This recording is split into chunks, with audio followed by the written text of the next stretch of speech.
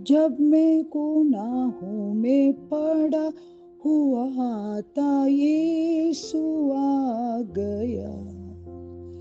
उसी के मारे जाने से मैं जीवन भी पा गया। प्रणाम साथियों, आज 27वां दिन है। जो भजन एक लाइन का था,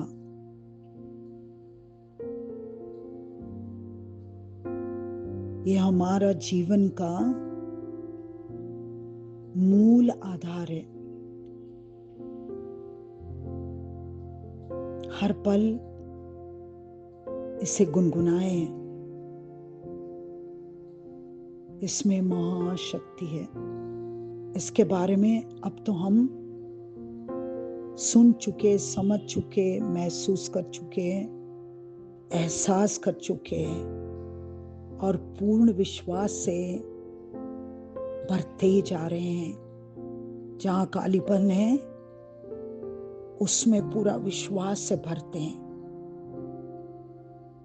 कितना भी घोर पाप करना हो, कितना भी लाल पाप क्यों ना हो, मगर एक मसीह के स्पर्श से वो हिम के तरह श्वेत हो जाता है, एंजल जैसे दिखने लगता है। इसी बात से शैतान नफरत करता है। इसी कुर्बानी से वो बेचैन हो जाता है। इसलिए हम सबों को पाप में ही रुलना, पाप स्वीकार के पास न जाने की वो बारंबार कोशिश करता रहता है। मगर हम विजयी सेना हैं और हम अपने प्रभु को जीवन से भी अधिक चाहने लगे हैं, क्योंकि धरती का जीवन खत्म होते ही हम प्रभु में निवास करना चाहते हैं। इसीलिए हम इस संसार में आए हैं और हमारे साथ औरों को भी ले जाएंगे। एक महा पवित्र समूह मसीह के होंगे। घर मां के बगैर संपूर्ण घर नहीं बनता। उसकी कमी मरते दम तक हम सबको महसूस करती है। माँ बाप की एक हमारे घरों में स्थान है, ईश्वर ने बना के रखा है। तो इसी तरह सेंट पोप जॉन पॉल द्वितीय ने मां मरिया के बगैर हमारी कैथोलिक कलीसिया अधूरी है, क्योंकि मसीह अपने आखिरी घड़ी 7 वाक्य बोले थे। उसमें से 2 वाक्य मां मरिया के लिए थे। आखिरी सांस पे कोई भी कुछ कहता है वो महत्वपूर्ण होता है। वो भी हमारे ईसा मसीह कहते हैं,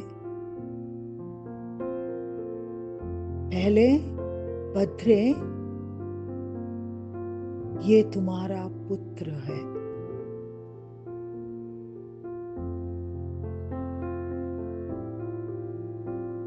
ये उन्होंने उनसे पूछा नहीं, क्या तुम यूहन्ना के घर जाना चाहोगी? क्या मेरे बदले में तुम यूहन्ना को अपना पुत्र मानोगे? ये नहीं उनसे पूछा। उस सांस लेने की पीड़ा में आखिरी सांस गिनते हुए मसीह मां को पुकार के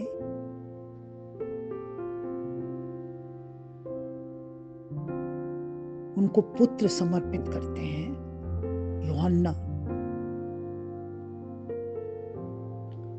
और उसके बाद एक और मुश्किल से सांस लेके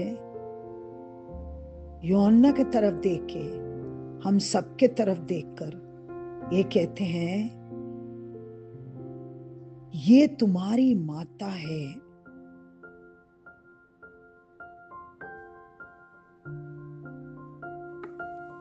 सोचो,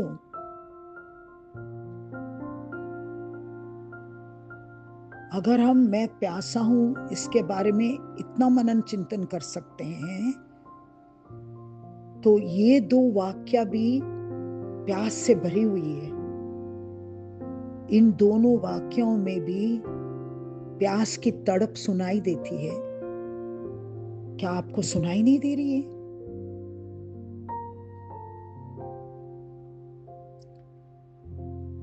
अगर हम मां मरिया को हमारे घर में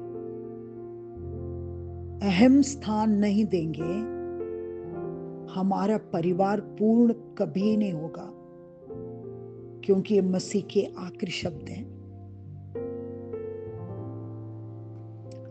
अगर हम हमारे घर में रोजरी सारे परिवार के साथ मिलकर अगर करते हैं, तो उनका स्थान जो तुम्हारे घर में है वो प्रज्वलित हो जाता है, वो कार्यशील हो जाता है। नहीं तो आपने ऑल्टर में मां मरिया को बिठा के रखा है, वो कार्यशील नहीं है, क्योंकि उन्हें एक रिटायरमेंट दे रखी है और वहां पर ऑल्टर में खूबसूरत लग रही हैं। अगर हमारे गले में पवित्र रोजरी माला नहीं है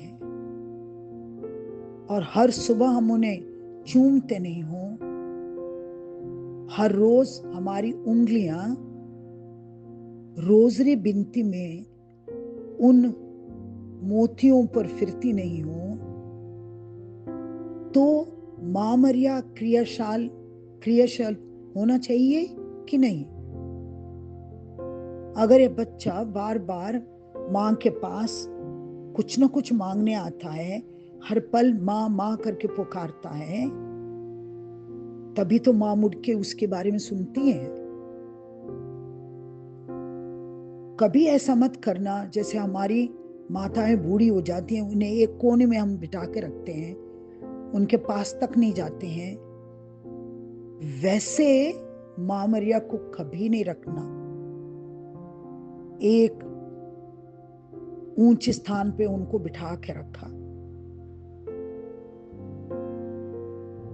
वो अनंत काल तक कृपा बांटने आई हैं, मोहब्बत बांटने आई हैं, एकता देखना चाहती हैं, आपस में प्यार मोहब्बत देखना चाहती हैं, और अपने पुत्र से बारंबार कहकर घर को सारे वरदानों से भरपूर करना चाहती हैं। चाहे वो दुख हो चाहे सुख हो, उसको जिताने का काम करती हैं। तो अब से हम मां मरिया को ऑल्टर में ही नहीं, अपने दिलों में बिठाते हैं और घर में रोजरी जरूर करते हैं।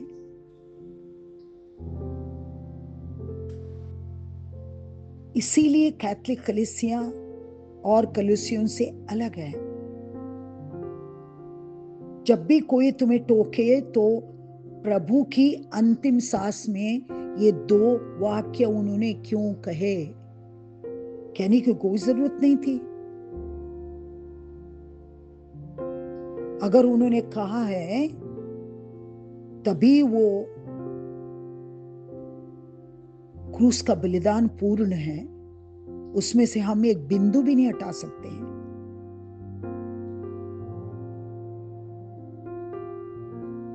इसीलिए हम मां मरिया के परिवार के हैं, वो हमारी मुख्य हैं। संत यूसुफ के साथ, अपनी सारी मिलिट्री के साथ वो हमारे घर में विराजमान है। हम इसीलिए अलग दिखते हैं। हमारी ताकत और हमारी प्रज्ञा पूरी है। जिस घर में मां मरिया का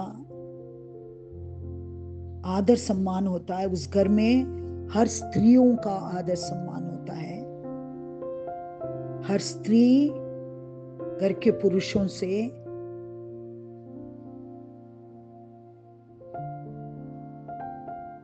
पूरी इज्जत और प्रेम के साथ बर्ताव करती हैं।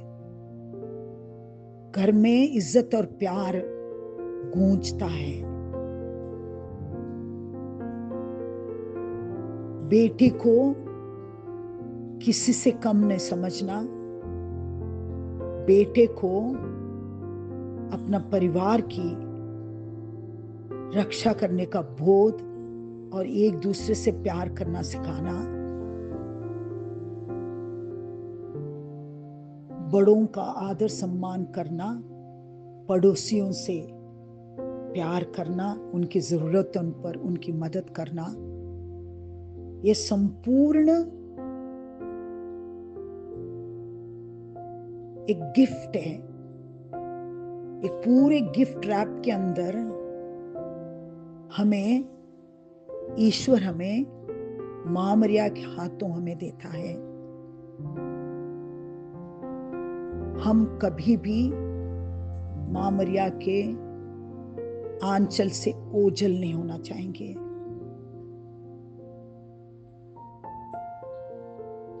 इसीलिए हमारे घरों को हम पवित्र आत्मा के द्वारा पवित्र परिवार को समर्पित करते हैं।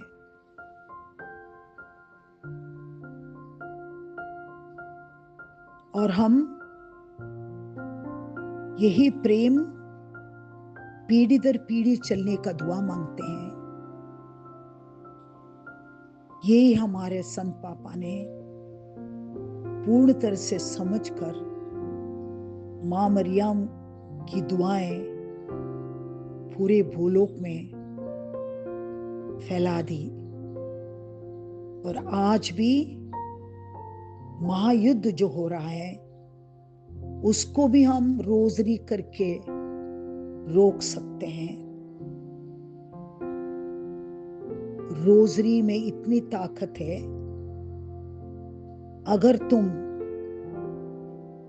रोजरी करते करते अपने घर की सुरक्षा के लिए पूरा परिवार अगर परिक्रमा करेंगे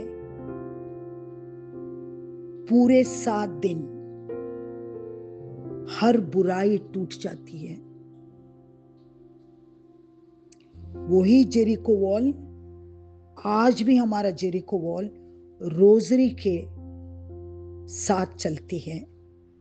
हमारे लिए हर मसले का हल रोजरी के साथ में सबलिदान और पाप स्वीकार है। इनमें से कुछ भी हम हटा नहीं सकते।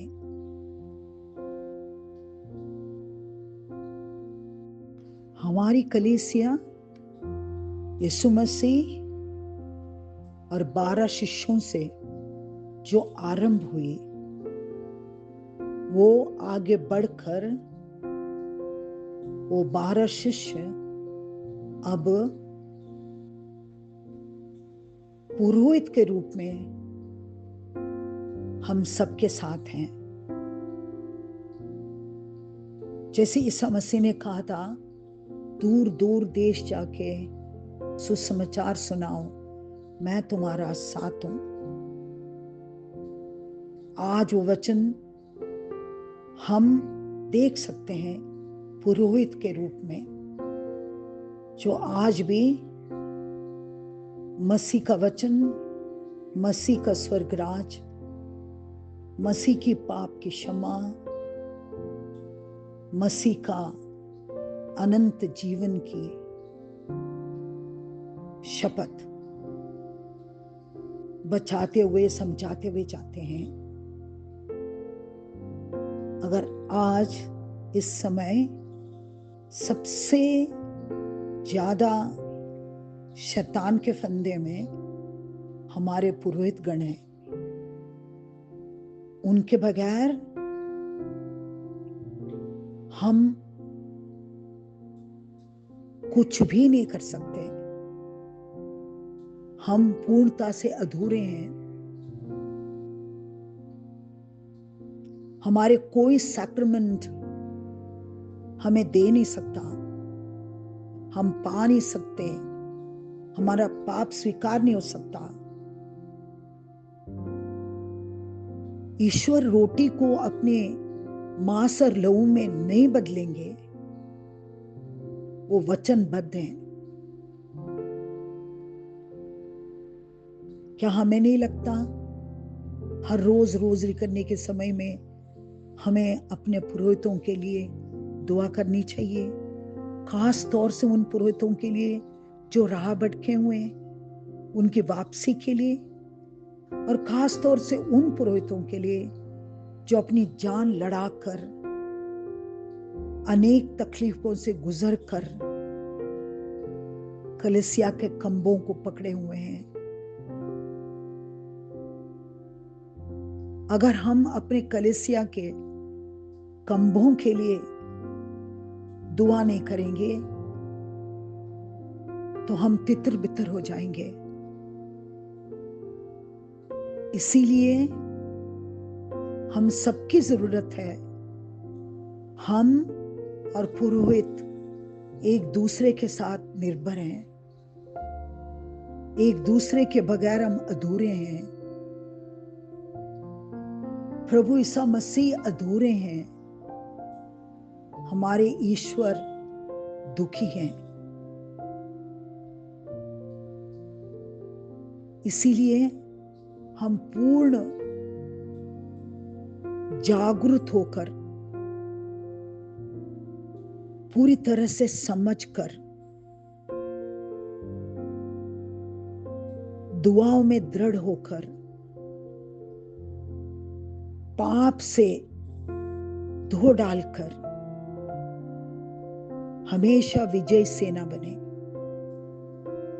अपनी कलीसिया को उन्नति की पदवी पर लाकर गौरव पाए। इससे बड़ा तोहफा हम मसीह को नहीं दे सकते हैं। मसीह का प्यास उसी में बुझती है। हम दुआ करें, हे प्यारी लाडली मां,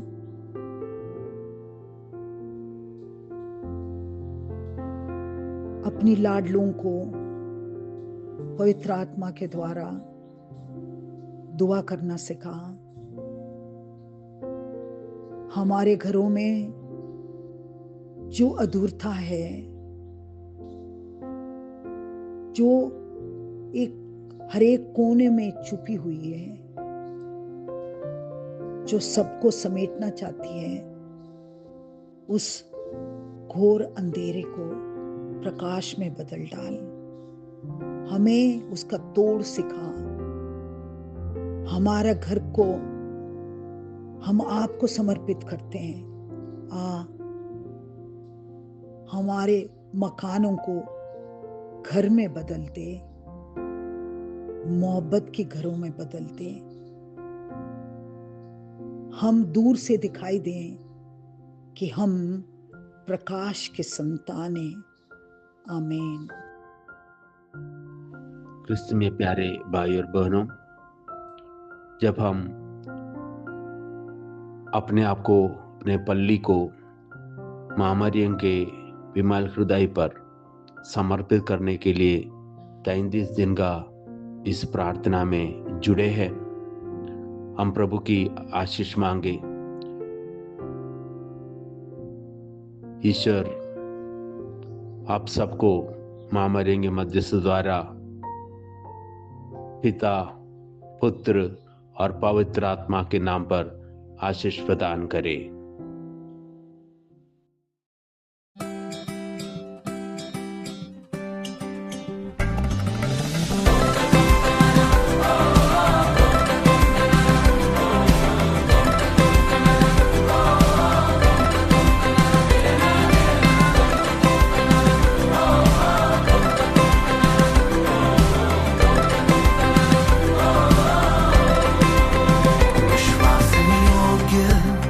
परमेश्वर है तू, देखा है मैंने अपने जीवन में। दुनिया बदलती है, तू ना बदलता। बंद आँखों से भी मैं करता भरोसा। इंसानों से तू वफादार, सुनता दिल की हर एक पुकार। बेहाली रखता तू ध्यान, हालातों से तू शक्तिमान। जब तू मिला मिली रिहाई, दम तोड़े हर कठिनाई। सब चले जैसे परछाई, जीते तू मेरी लड़ाई।